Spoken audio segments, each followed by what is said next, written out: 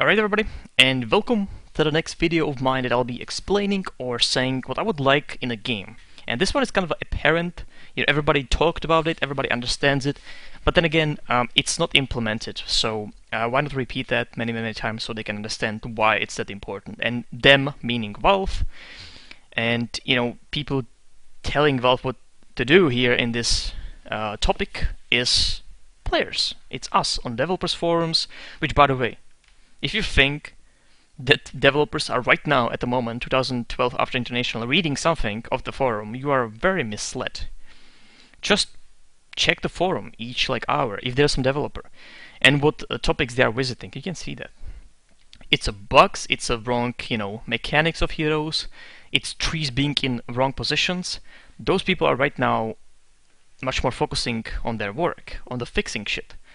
That is, not really for us that important, but, for overall, I guess, perspective, it is. It's their type of work. It's not anybody who's actually receiving ideas from you. That's not happening right now, trust me. So these videos are important for me, at least to have it on a channel to show you and tell you why I think some things are important to have in a game. This one is very important because it's a ladder. And ladder, for example, Diablo 3 ladder would be nice to have, and definitely would bring some competitiveness back into the game, but it's not that crucial. For us, I think it's very crucial, because we are a strategy-based game, action strategy, but it's still strategy. So there's a match between, one team and the other, 5 against 5.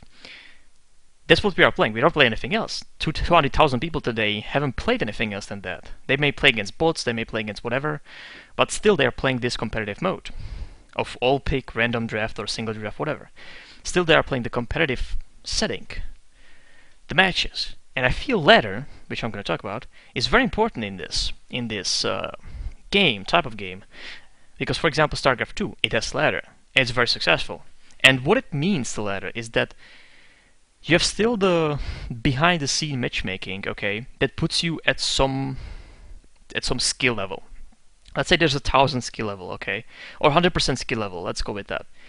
And you are, I don't know, 50%. So it matchmakes you with the people that are 50%, okay? It should. It can be 47, it can be 55, sometimes it can be 60, 40, but that's where it usually should end, okay? It shouldn't be like 10, 70, It shouldn't be like 50, 50, 50, 10, 10 against 40, 40, 40, 40, 40, 40. Because the 10, 10 will probably screw these guys, okay, in this type of game, and this team will be more consistent. That was actually happening right now in Dota too, but that's on the other topic. That's matchmaking, which I don't want to talk about. So the ladder, you have leagues. You have, let's go with the bronze, silver, golden, and diamond. You have 4 leagues, for example, and each ladder resets. So the statistics can be your games, will still be everything, your wins still be there, but the ladder wins will be gone. It will be 0. Each year it will start like that. And then, the good thing is, if you already played, let's say I've already 1,000 matches, nothing disappears. You have still 2,000 matches, and still the hidden matchmaking puts you at the 70%, let's say. So it's still going to matchmake you from the first minute of the ladder reset, the new ladder. You will be playing with the people that you were already playing previously. So you will lose nothing. Plus, I think it's, in Dota, it's not just about the win ratio and the lose ratio, which I think it's correct. It's, we are playing against groups, stuff like that, so I think it's still correct. If it was solo matchmaking, I could actually debate if the wins would be much more important, but right now in the state, it's like whatever. So you're still playing very competitive from the first second. But if you're starting as a 0, of course the matches will be, 10 players, let's say 5 new, 5 from Dota 1. Of course it's gonna be fucking all over the place. But it will kind of get, into like a bronze or silver league. It will be stable. And why it's important, I don't think you should be able to play with people with, as I said, at the 10% of the matchmaking. With the ladder, it's gonna, you can play with the people that are on that bracket, just only. I wouldn't even allow anything else.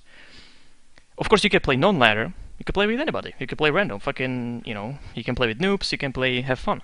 Still with the matchmaking that is right now there.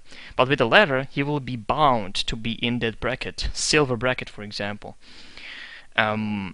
if it's, you know, golden, then you have some consistency, I feel, in the players then. Because the matchmaking won't be like, oh, you are winning too much. Here you go. There's a guy with 20 wins in a team of people with 1,000 wins. Or 1,000 games. He has 20 games. That cannot happen. That cannot happen. You cannot regulate fucking win ratio by putting people that are starting, okay, with the good people, and the other team has, you know, 5 of what you are. I'm gonna actually show you proof. I have proof. Of course I do. So the ladder would, you know, cancel that. And if you go to the Diamond League, it's gonna be great. And the competitiveness to get there, it's much more. For example, right now, I don't have a single reason to play more games than I play. Okay, with the ladder, I would have a reason. First day of the ladder, I would plow through the games. 100 games the first week, 1,000 games in a month. I would do that.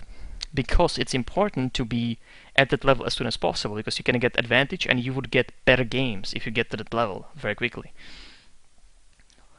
Of course, the thing is, you will probably get more games or quickly match-made games in like a silver or golden later on in the year.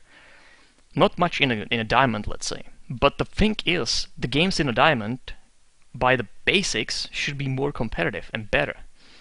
And people shouldn't be that ignorant and screwing you up. So I feel, you know, if it's gonna be like 20 to 30% slower, which is, you know, 5 minutes, for example, I'm fine with that. If I can get better games, I'm fine with 10 minutes. I'm okay. Because in a Diamond League, you don't have to play that much later on. You can just, you know, consistently play and get the good games. I think that would happen eventually. So that's a ladder. Pretty simple. And something that I'm going to right now show you cannot happen in a ladder and would not happen. Right now it's happening all over the place. Okay, so I played on a Friday stream. I played 7 games. Okay, sorry, I played 9 games. I won 7. So this is where it's starting, undying, and ends with the Omni-Night stream. I won 7 and lost 2 games, okay? Then I shut the stream down and I was like, okay, let's play a few more. First game after my good winning, well, not ratio, but the winning, I don't know how to say it, race. I played game with Lishrak, okay? Okay. Now, this is me. So let's see who these players are. Okay, hey, you know what? Let's do it the opposite way. Let's actually show you the enemy team first. Let's see. This is the very highest bracket, by the way. The highest bracket that you can find in a filter. So over 1,000 games, pretty good. We have over 1,000 games. That's the enemy team. Well over 1,000 games, by the way. We have almost 1,000 games, and we have over 1,000 games. Okay, so everybody has over 1,000 games. Some well over 1,000 games against us. 5 people. Okay, us. That's all of them 1,000 plus hours. The 3 on the bottom we have. That's fine, you know, it's 600, 700 games, that's okay. I have, you know, 900 games, let's say. That's fine too. I have over 1,000 hours in the game, and there's over 1,000 games here, almost 2,000 games. And then we have 20 games and a guy with the 60 games. Can you see the matchmaking wonders happening right now? Very highest bracket that you can find in a filter. The opponent's team has consistent over 1,000 plus, well over 1,000 plus hours in a game played, people. We have guys, 2 guys, that have together 80 games. 80 games played. See the problem? 2 guys from our team had 80 games together. We had, you know, around 1,000 games. Or we had like 900 to 1,000 games overall. We other 3. We lost the game. Both of them went mid. Both of them went mid. And we lost because of that. So that's a matchmaking right now. That's what the matchmaking does, and that's what the matchmaking will force on you sometimes. That's a mistake, because the ladder wouldn't allow this. He wouldn't be in that league. He couldn't play with me. He couldn't even play with me. He would have to play 1,000 hours to play with me. And of course, after 1,000 hours, he's gonna be good. As you can see, he's not even playing anymore. So it was like, oh, I'm trying Dota. I'm getting better. I'm getting better. And then he, of course, gets to because the matchmaking fucks us up. gets to the level of 1,000+ hours when he has, few hours in a game. I would say not even 10 hours. And yeah, it gets us. It got us. So that wouldn't happen, for example, in a ladder system. So we would have more consistent matches. You would have the competitive aspect of more people would be playing immediately. Absolutely. It could actually gain. You would have some news, because if you're not releasing shit, at least you have, okay, New Year's ladder. We are fine for 1 month without any release because we are focusing on the ladder, where we are, discussing the ladder, shit like that. It's perfect. And by the way, if you're gonna focus, if you think Valve, or whoever is making game, if you think you're gonna focus only on competitive scene to cater them, just, I don't know, print your statistics, how much games are played on a public and how much games are played in the tournaments. Try to understand that, okay? That you should cater to us, not to them first. Because we are the community. They are not. They are just their community, but below 1%, 0 point something percent community. We are that 99.9% of community. And we should have ladder by now. Okay, so that is it. That's my update. Ladder is something that it's amazing that it didn't happen because, with their progression of new content, they don't want to do that.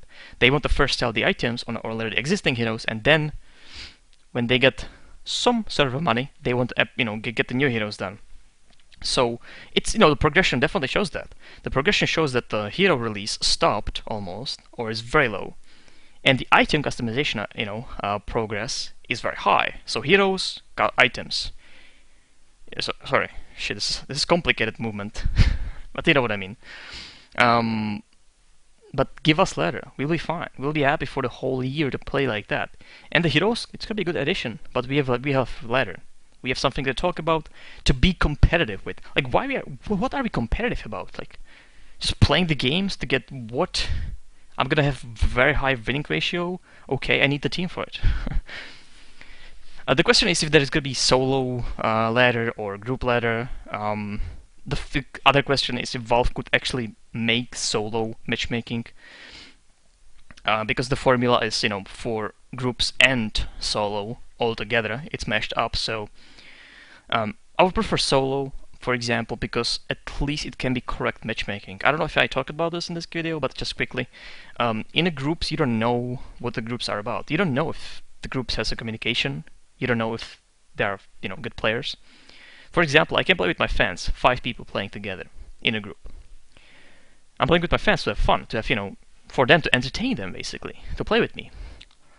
And the matchmaking is like on alert, like there's a red lights just shining everywhere, toot, toot, breach, breach, and it it finds the best team against us with the communication teams, TeamSpeak or Ventrilo or whatever.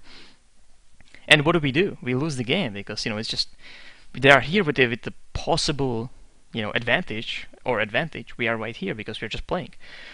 So group matchmaking is very tricky, but that's why I would prefer probably solo matchmaking for this ladder, or, solo and group. But I would be okay with just ladder. Let's not put so much pressure on Valve because they cannot produce stuff in time. They can't. And I don't want to have ladder, but I don't want to have ladder in 2015. That's a fucking waste of 2 years. It is a waste of 2 years. Like just playing. The ladder resets. It's